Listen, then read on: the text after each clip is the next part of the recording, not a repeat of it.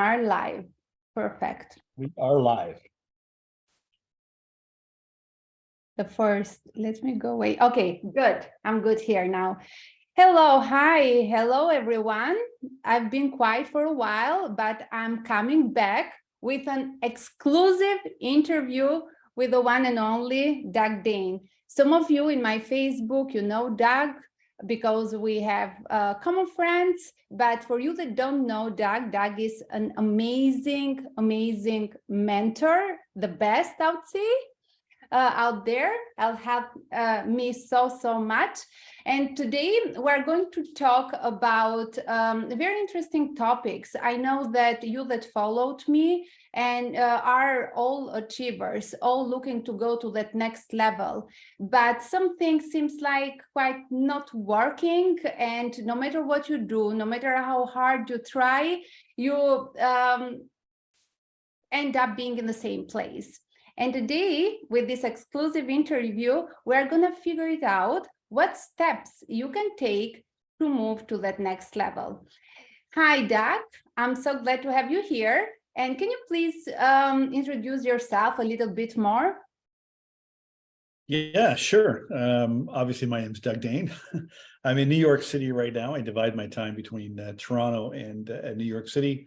And for the last, I guess, 9 years, I've been mentoring and coaching people. I got into the personal development space through my mentor, somebody I'd followed for years on and off. A lot of people know Bob Proctor, and I started studying under him and learning from him. And I learned things that I didn't know that really changed the course of my life, but also changed the way that I felt about myself and what I was capable of. And for 8.5 years or so, I ran his coaching division. So we had coaches and consultants all around the world through the Proctor Gallagher Institute, and I worked very closely with Bob. And I had the benefit of him mentoring me and becoming a friend. And he was somebody I could go to if I got stuck or needed to change my mind, because I thought I knew what I thought I knew and I was wrong, and he would straighten me out. And then prior to that, I spent a number of years in a different business. I've been in business for 30 years, teaching people, mentoring people, coaching people on business, sales, just really how to get ahead. And now I'm an author, and I got my book out, and I'm focusing on what's in this book, the message that's in my book, to get that message out to other people so they can learn what I learned about myself and why I was sabotaging myself, and why I wasn't getting ahead faster like I believed that I could. Just like we all know we could be doing better, and we're not doing as well as we feel we can be, and we don't really know why, and we get frustrated, we get stuck, and sometimes we get hopeless, and we're mistaken about who we are and what we're capable of. And I'm here to try to clear up some mistaken views you have of yourself. Awesome. I love it. And Mistaken Identity, it's an amazing book. It's you have to get it. I'm going to put the link down after this live. So you must have it. It's a must have. It's a must read. It's a must follow up step-by-step process that is going to get you to the next level. I love you have done so much. You have worked with Bob so closely, and there are people out there that have the desires, have the dreams, the wishes and everything, but they lack, they just don't believe in themselves to go after what they want to go. How it was about you when you decide to say, like, I know I can do more. I'm meant for more. Enough is enough. I don't want to work so hard, to try so hard. I know that there is another way and better way. Let me figure it out. How was that thought process, and then that lead to the first step? Well, I know for me, I've talked to thousands of people in this current career that I'm in. And I think just like me, I think we all feel like we could be doing better. I think it's just built into us. I think we can ignore it. I think that we can, talk ourselves out of it. convince ourselves with great excuses and alibis to stay stuck or stay in the comfort zone. I got really good at justifying why I was where I was at. But for me, I always felt like there was more to me. I mean, if I did it chronologically, I would kind of go backwards. So it was 2013 when I started studying information around mindset, and more specifically, self-image, like really understanding how I saw myself, my opinion of myself, my attitude towards myself. And it was really listening to Bob, him teaching things I didn't know. So I did not know that my mind directs my brain and nervous system. I did not know that. I mean, if you looked at what I was doing and how I was feeling about myself on the inside, obviously something had to change. I didn't know that I could take control of my thinking. I was letting my past failures and all my mistakes predict my future. And so when I started studying this information and learning things, like I was doing well, don't get me wrong, I did well in business, but I didn't feel well inside. Now you wouldn't have known that. I got really good at covering it up.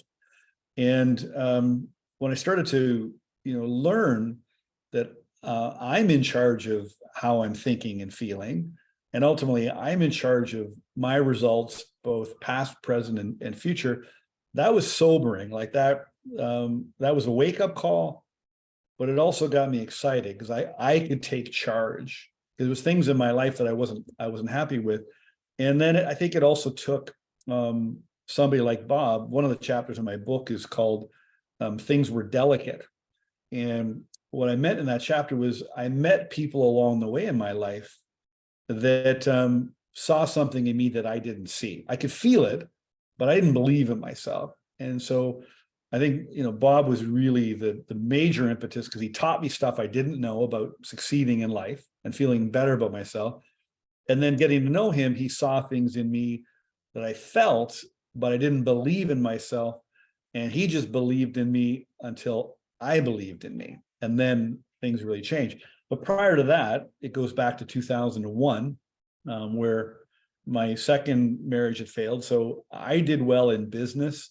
I've been relatively healthy, but relationships were always a struggle for me, because in 2001, I went public with my story, and my story was on television and newspapers because I told a story of a traumatic, abusive childhood that I endured through the first 15 years of my life. The first 13 was, emotional abuse, physical abuse.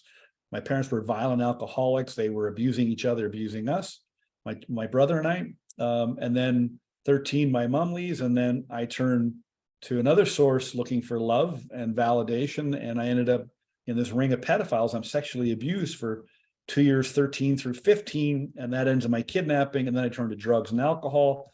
And then I turned to try to become successful in business.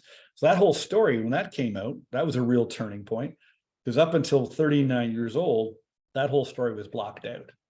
And I was suffering and struggling, trying to get ahead in life. I did figure out how to succeed in business and earn money. And so I looked successful.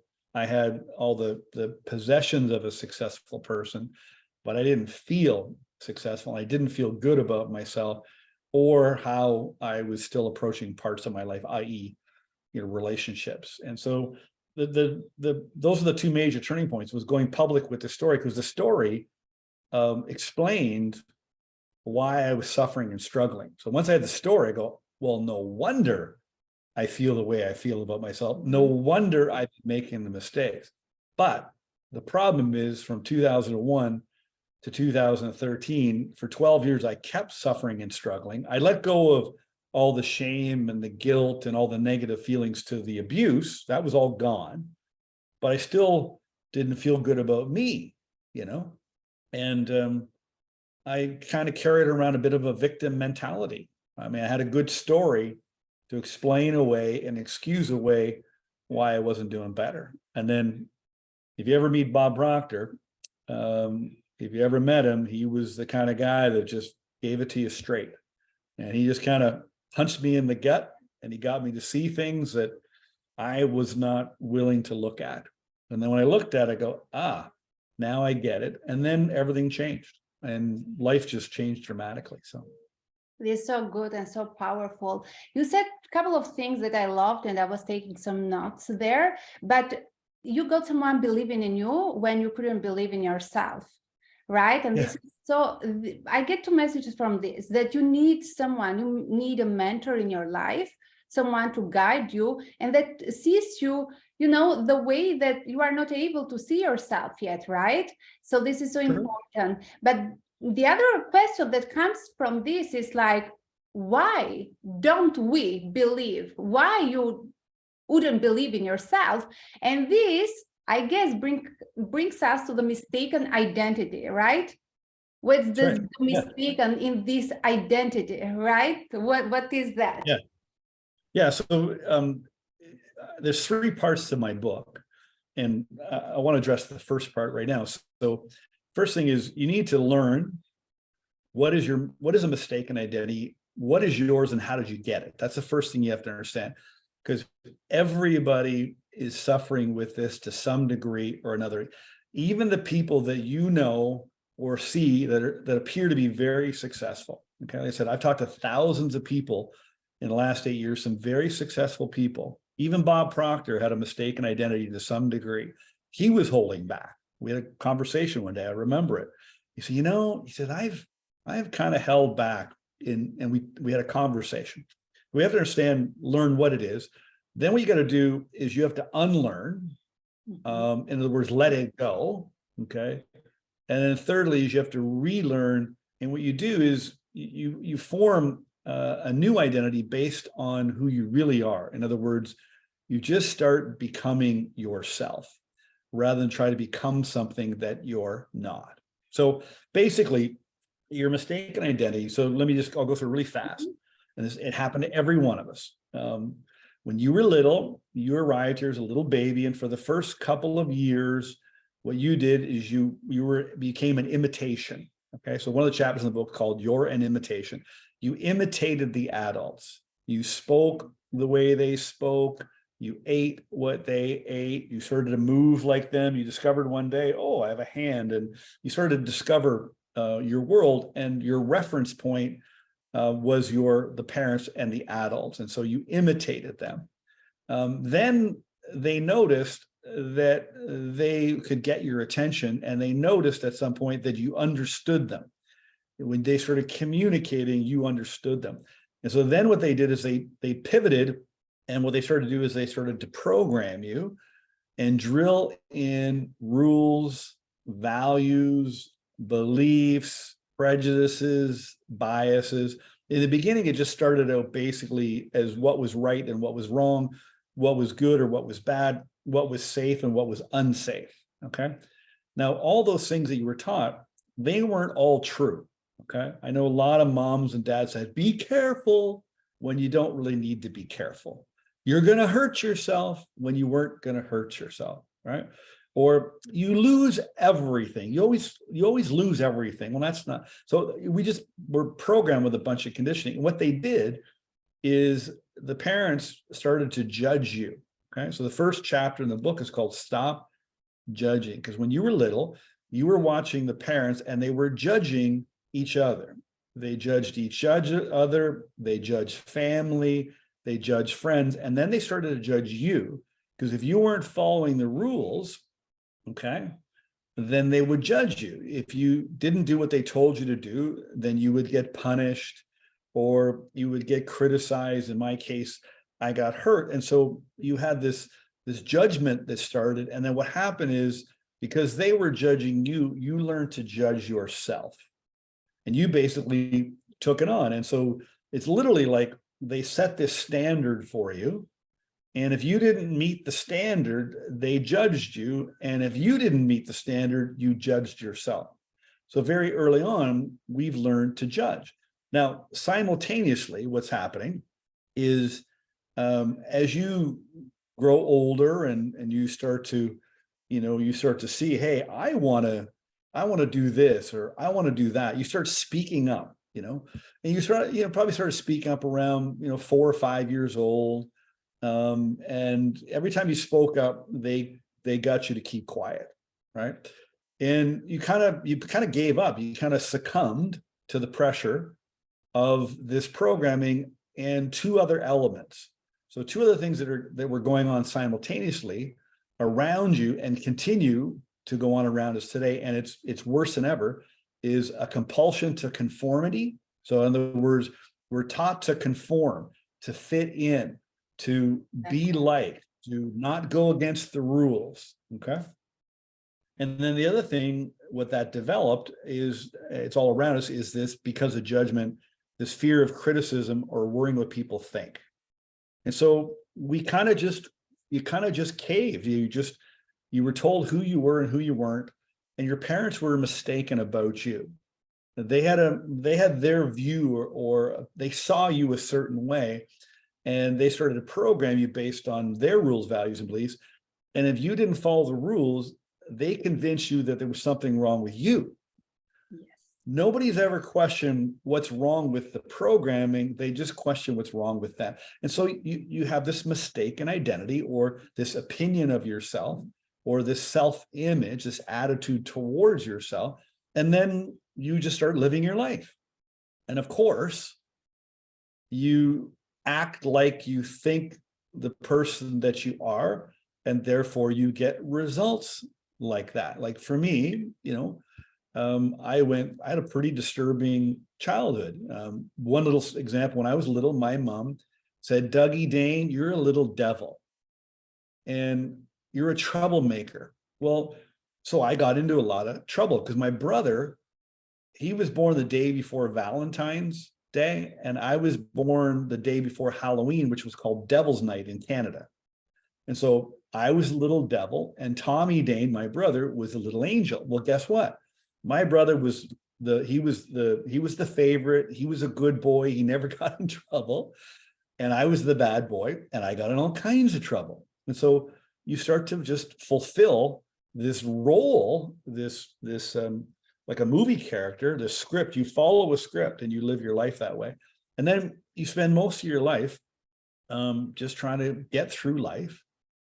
But at the same time, inside, your true self, your heart, who you really are, is just dying to get out, right? But you're afraid to step out because you're worried what people are going to think. And are you going to conform or fit in? So we spend our whole life battling internally. We're in conflict because this mistaken identity, I call it your cellmate, like we're stuck in a prison of our own making. We got arrested because it was a case of mistaken identity. The real villain, the real culprit, is the conditioning, the upbringing, and how you were treated as a kid, or your parents, the adults, how they treated you. Now, it's not their fault. You can't blame them. They just did what they did. Like, I don't blame my parents or the pedophiles that abused me. It's not their fault, right? They just doing what they were doing. But we get stuck, and we're in this cell, this prison, with a cellmate. There's like two parts of us. There's our authentic self, our real self, our true self. We want to be ourselves. And then there's this mistaken identity, this ego, our psyche, our cellmate, and we're battling it our whole life. And the key to freedom is to literally let yourself out, leave this cellmate behind, and break out of this prison. So that's what your mistaken identity is. And what people don't know, and I didn't know, is that your self-image, so this mind of yours that directs your brain and nervous system, it is like a machine. You're not a machine, but it's like a machine, and it's run by the self-image. Like your mind is like a GPS. Okay, it's goal seeking, it's creative, it's problem solving, it navigates you to get ahead in life. But like a GPS on my phone or in my car, it's run by a program, a software program.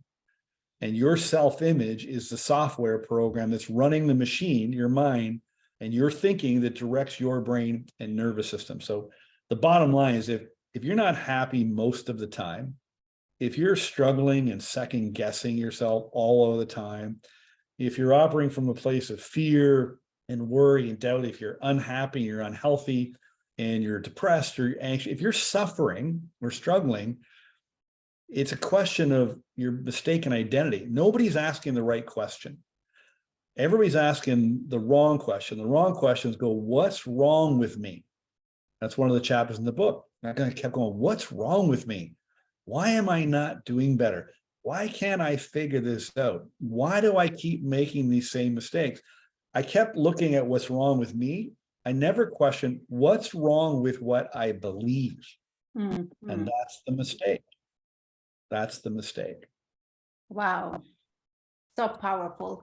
So you are saying that the first step, it's like becoming aware that you have a mistaken identity as a result of, when we grow up, the values that parents put into us, the culture reflects to us as well, friendship, and becoming aware is the first step. It's nothing wrong with you, but it is That's right. The way that we are programmed. This is that we have to change and to work on, and creating this new identity that it's going to match all our desires and dreams and goals. It's like yeah, and it's not really. Yeah, I should probably rephrase. It's not really creating a new identity. It's letting go of the mistaken identity so you can be yourself. I love what I this tell, so much. Yeah, This what I is tell so people, good. stop trying to fix yourself. Okay. Mhm. In the personal development industry, it's very confusing. Basically what it does is says, listen, you should be doing better, and there's something wrong with yourself, so you should fix yourself so you could do better. Well, that's not true. Okay. What they should be saying is saying, you could be doing better, and the reason that you're not doing better is because you're trying to be somebody that you're not. And what you should do is you should be yourself. Exactly. So you can enjoy your life more, and then you'll do better. And this is so great. Like trying to be someone else, right? It makes everything so difficult. When you just make peace with yourself and just be yourself, it's like everything comes into place. It's like magic. But that's right.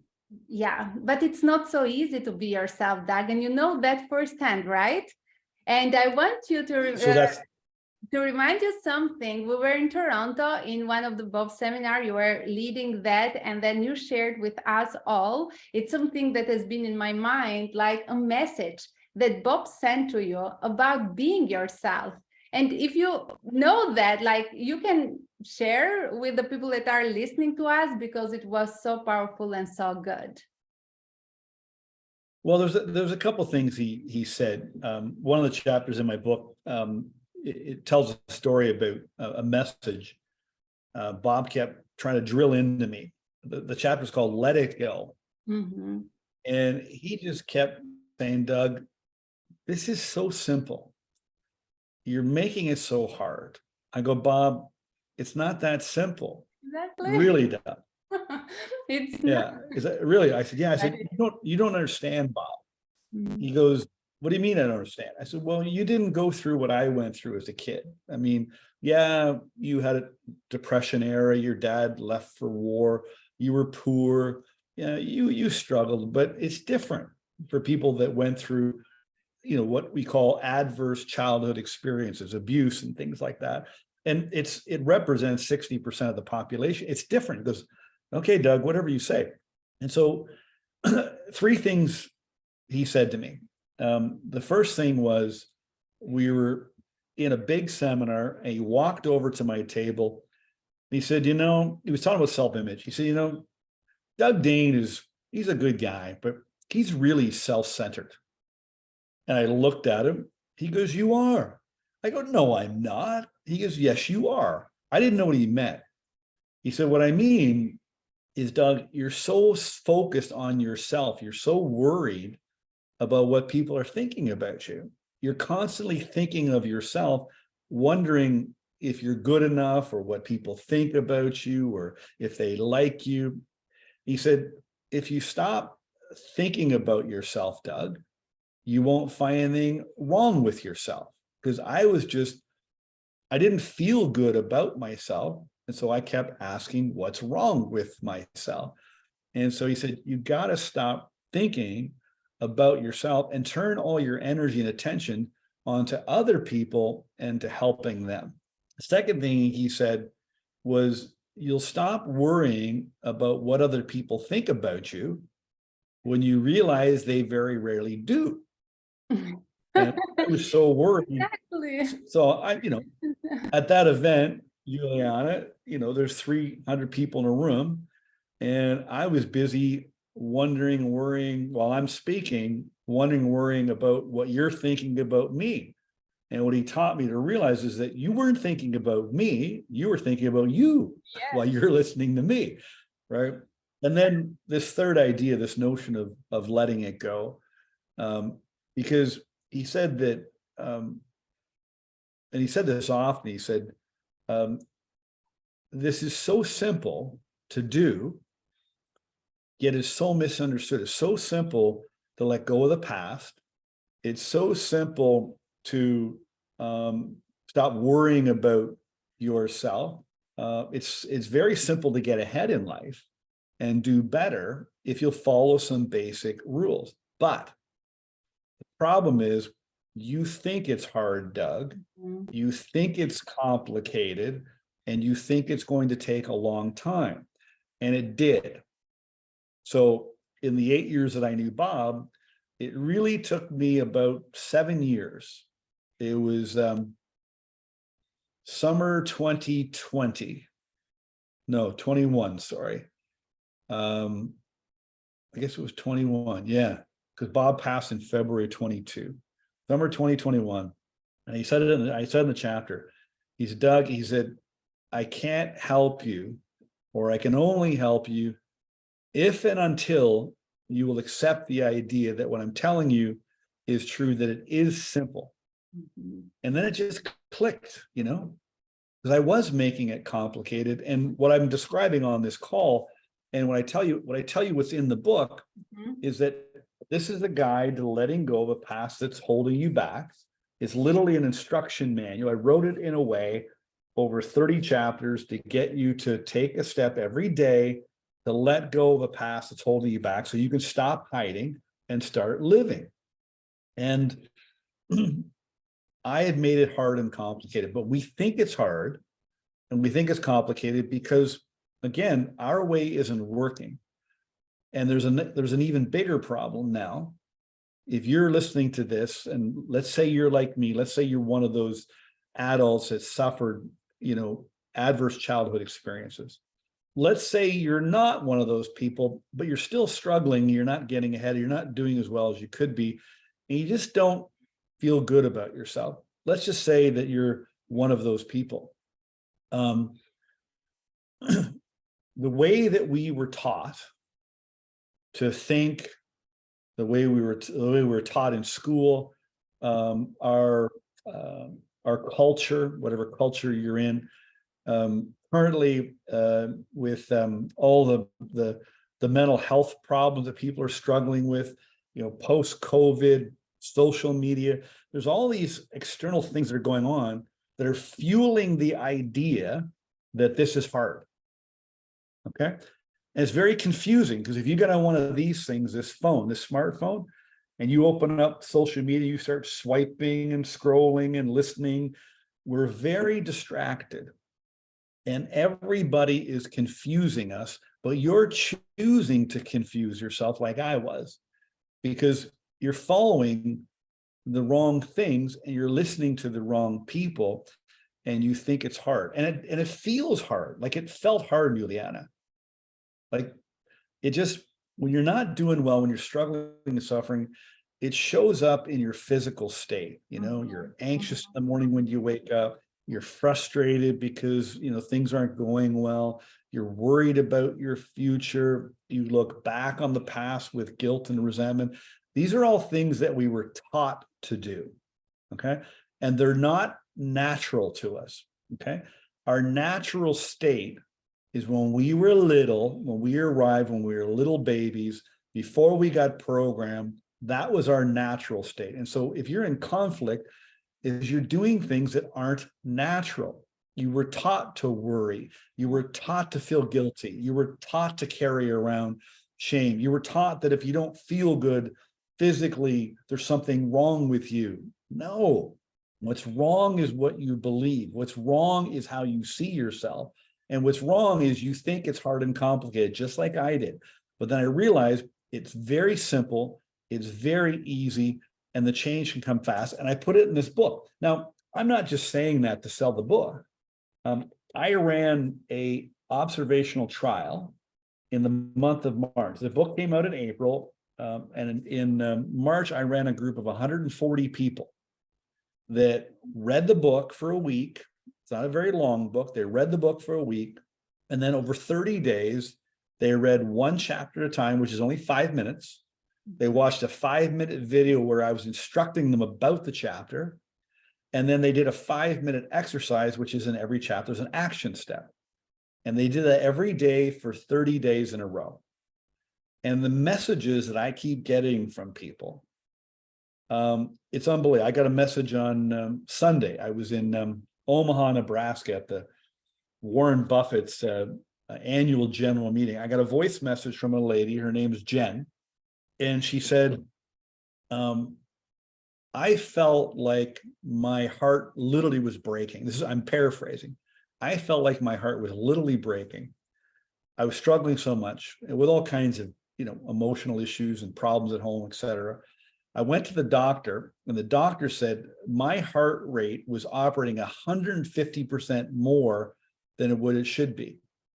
She said, after going through the book, she's now on the second round of the book. After going through the book the first time, my heart rate is back to normal. She said, I'm doing things that I never would have done. I was procrastinating, I was afraid. I got another message from her this morning, right? Because what she did is she just let go of her past and her story. She dropped this mistake and identity, and now she feels better, and physically she's feeling better. I got another message from a woman has a thyroid problem. She went through the observational trial. She did 2 of them, one in February and one in March. Her thyroid numbers are back to normal. The doctor goes, what are you doing? And she said, nothing. But she said to me in a video, she goes, I really believe this book helped me feel better. And it does, because you drop the conflict. All the conflict you're feeling is inside because of what you believe and what you were taught. And so if you can let go of what you believe and then just believe, meet your true self and start being yourself, you feel better. And then life gets better. And then you start to see, I could do this, I could do that. You start to see a better outlook on your life because you have a better outlook on yourself. Yeah, it's so important. You are saying that the techniques that you describe in the book, you can apply to everything in your life, to your health, wealth, finding a partner. It's like it changes everything. Actually, when you do the work and you start working and following step by step what Doug explains there in the book, it's life changing. And I have always in my mind when I feel myself overwhelmed, and this is because sometimes we worry and I think more about the future, and I remember your words. They would say bring the mind back, because your mind can think only in the present. Don't go too much in the future, right? When you are there, and has helped me so much and so many times. So I mean, everything in there, it's it works like magic, but you have to do the work, of course. Because it's not a lot of work though. It's not a lot of work, but it feels like a lot of work. It feels, yeah, it feels. That's right. It feels because we have been conditioned to live in a certain way for so many years of our life, right? And now something Yeah. comes to us, like maybe this interview, this call, someone is watching for the first time and said like, oh, I know that I feel that I can do better, but I feel stuck now. I don't know what's wrong with me. And they will get the book and start to do the work, right? But to give up on that, you know, false identity, on that mistaken identity, it's like it takes some courage, I would say, discipline, some power will. It is, and it's like I'll describe this, Doug, like kind of dying yourself, like you are, you know, you said like not creating, and I teach this in my style classes as well. It's like you peeling out all of these layers, you know, like that you have put it on yourself, and finding the you, that who you really are, and understanding more of yourself, and how everything works around you and in your world. And when you have that understanding, everything becomes easier then, you know, like nothing is wrong with you, and this is the best takeaway. I mean, like nothing is wrong with you. It is this mistaken identity that is programmed within us, but we can change it. We have the power to change it. And Yeah. I would add here, a lot of people play, myself included, in the past, I don't do that anymore, the blaming game. Can we talk a little about blaming? Blaming Sure. circumstances, others, everyone, you know, but not ourselves. And how important is that to look inside to make that change that we want to make? Well, I think, listen, I think it's very important to change your perspective on all that.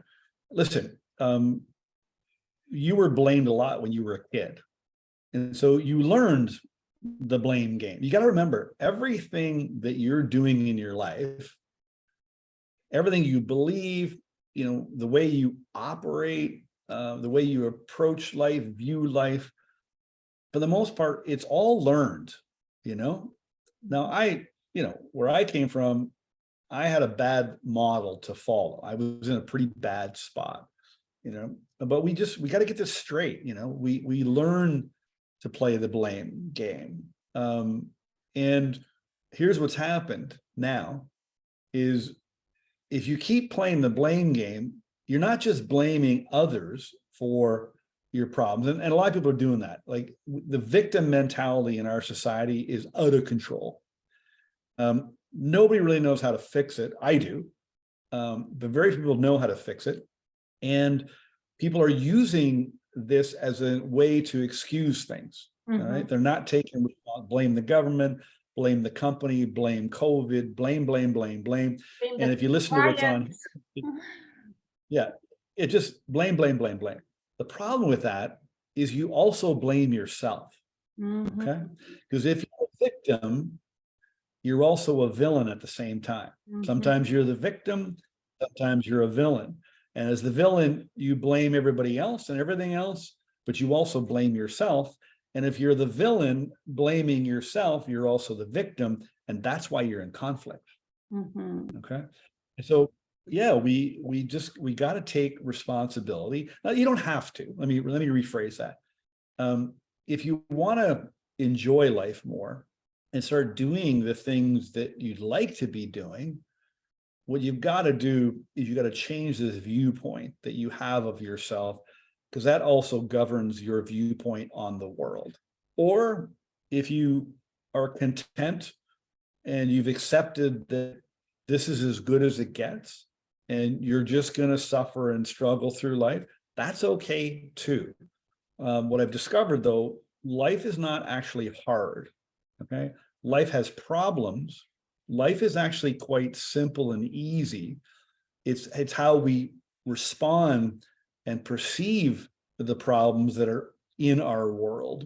And that's what makes it hard on us. So it's really a choice. You either choose that you're going to suffer and struggle, and you might even believe that that's what life is like. Okay. I'm telling you, it's not that way. It was not made that way. Okay. We made it that way. but it doesn't have to be that way. Or you can go, you know what? One of the chapters of my book is called Enough is Enough. You can go, you know what? Enough is enough. I don't like how I'm feeling. I don't like what I'm doing. I don't like struggling. I don't like treating my kids poorly. I don't like yelling at my wife, whatever, I don't like being miserable in my job. Then you go, you know what? Enough is enough. And I'm going to take responsibility and I'm going to do something. Now, what I tried to do in this book, not try, I did do, is I use my story. So each chapter has my story embedded in it to get your attention, to show you, hey, if I can do this, you can do this. And then what I do is then I have a principle in each chapter where I change your mind. So it's very direct, very hard hitting.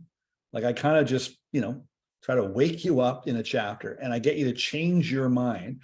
And while I've changed your mind, then I get you to take an action step. And then that gets you moving. And then you take a step and you take action and then you get a reaction. You go, huh, I'm on the right track. And then tomorrow I get you to do the same thing. And every day for 30 days or do it over 60 days, maybe no more than 90, but take one chapter and one step every couple of days or once a day. And literally you can get rid of all this lightning fast. And I struggled my whole life, Juliana. I'm 59 now. And it took me till I was 57 to finally let it go. As Bob said, make it simple. And I wanted to put it in a formula that you could follow. And so I never wanted to write a book. Okay. I had no intention to write a book. In fact, my own mistaken identity was keeping me from writing the book because I had a formula. I had followed things I had learned. I was able to communicate it to other people. But I can't talk to everybody like this one-on-one. So how do I get this system that I use to break free of my abusive past? How do I get it in the hands of other people? So the book, this is the messenger. There's a message in the book. There's a system in the book. This is my army. I got an army of people out there with this book in their hands, trying to break people free from the prison they're stuck in. That's awesome. I'm going to get my copy signed from Doug and delivered, but you should get your copies because everything that Doug is sharing here and it's inside the book, it's life-changing. I know Doug for years now. I've been coached by Doug, been in his calls and everything. It's really life-changing. Like, you can make any excuse to not get the book. It's so good. And it's like, from that price to changing your life, it's nothing compared. Just maybe you will not see the results immediately, but you'll start to feel differently inside. And this is what matters most, right? It's very, very important. Changing from the inside. It's so, so good. You should get the book, right, Doug? It's like, if you are serious about changing and going to that next level of yourself, whatever that next level looks like for you, like getting this book is the first step. It's a requirement.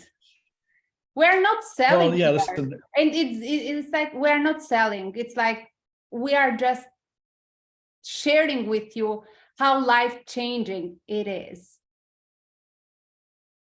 Yeah, I wrote it in such a way where I'm kind of with you the whole way, like the way I speak to you in the book.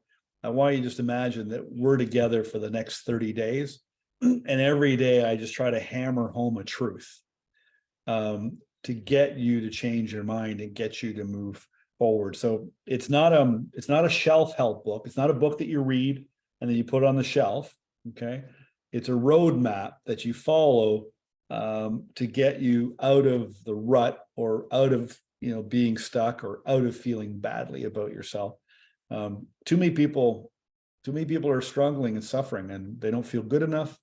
They don't like themselves. They think there's something wrong with themselves. And things are just getting worse, and that's not right. And I wanted to just do my part try to get people to see the truth about themselves. And that's what I try to do in the book. And that's great. And a lot of people, like as you mentioned it, as you've done that yourself, like you know, saying, but you, Bob, you don't know where I'm coming from, like how much I've suffered in my life, what I have overcome and everything. And a lot of people let their past and their stories and what they went through in life to define where they are now. But where they are now doesn't mean anything. It's like, you know, there is where you are going. This is what matters most, and you can change that no matter where your situation, what you are going through. It's like you can change it. You can really change it. Get the book, follow the steps. I'm going to put the link below, and like just living life like how you love it to live to the fullest, because you can, and everyone can. It's like everyone, no matter where you come from, no matter what you do. And when you say, you remember me in the beginning when I joined PGI, and so how terrified I was to going to do a Facebook Live. And here we are together. I haven't prepared anything. We just showed up on the call, nothing, and I'm talking, and like, I'm pretty confident. I feel good about myself. And in the beginning to do a minute video, I will take 1 hour to press live. And you know, because you know that story about me, it's life-changing. And Doug is the best mentor out there. Yeah. Thank you. It's, yeah. So anything else, like any message, any thing that you want to share before we end up this interview? I mean, I can talk to you for hours and hours, and I have so many questions, but we are keeping it like to the point. Yeah, giving the message for the, yeah. Yeah, I guess I would want to leave you with a couple of things, just to actually repeat a couple of things, if I just to kind of hammer home a couple key points. So number one is stop asking what's wrong with yourself. Stop saying what's wrong with me. I want you to start asking what's wrong with what I believe. What's wrong with what I'm following? What's wrong with what I learned? Those are better questions. Okay, stop asking what's wrong with yourself. Secondly, as I said earlier, stop trying to fix yourself. Just decide that you're going to be yourself. Now, remember, there's a lot of pressure around you for that, because you were brought up worrying what people are thinking, and you're supposed to fit in and conform. And so when you start to be yourself, and people go, you've changed. Well, you haven't changed. You've actually let go of the mistaken identity, and you're being yourself, and people don't recognize you. And you might not even recognize yourself sometimes. And you're going to feel some resistance. And just recognize the resistance is your false self, your mistaken identity, doing everything to keep you stuck. Okay? So whether you read my book or not, or whether you follow what I'm talking about on this interview with Juliana, it's up to you. But those are kind of two key things I want to leave you with. And the last thing is just do not allow yourself to get distracted by everybody else. One of your problems is because we have this fear of what other people think, and we have a compulsion to conformity. When we're on these things, these smartphones, we're actually not that smart. And we get distracted. There's a lot of noise. There's a lot of opinions. There's a lot of misinformation out there. And when you're trying to get ahead, you're getting distracted, and you go this way, and then you go that way. And then you feel like you're stuck, or you feel you took 2 steps forward and now you're 3 steps back. That's your fault. Okay? It's because you're giving your attention to other people that are trying to distract you. That would be my closing remark. Yeah, discipline. You have to be so disciplined and focused, and yeah, everything else will follow. That was great. I mean, we didn't talk about fear, how important it is, and how, killed so many people's dreams. First of all, a fear of being judged, what others are going to think about me, or so on. But we can make another interview. Why not, right? So Why not? Let's do another one. yes, we can do another one. And so many other topics that you cover in the book as well. But again, it's like, really, I truly believe that a book can change your life. Like Mistaken Identity, it's the one. I'll share the link. You go get it.